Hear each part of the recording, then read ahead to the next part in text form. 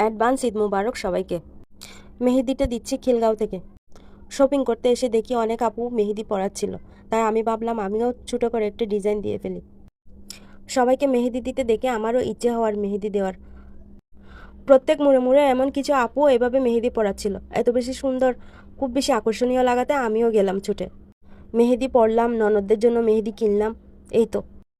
যদিও বা প্রত্যেক বছর আমি আলসেমি করে মেহেদি কিনবো, মেহেদি লাগাই না, তবুও এখানে আপুরা খুব সুন্দর করে মেহেদি দেওয়া দেখে আমিও হাতে একটু দিয়ে দিলাম।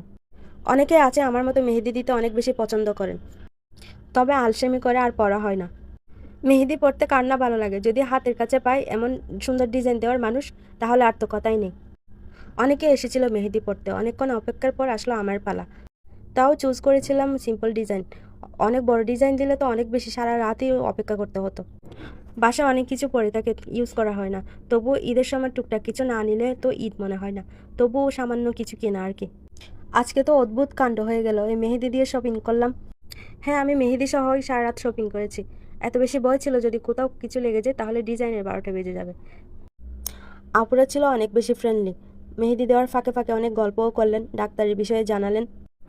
আপনারাও চাইলে আপুদের থেকে মেহেদি দিতে পারেন। আপুদের পেজ আমি ভিডিওতে মেনশন করে দিয়েছি।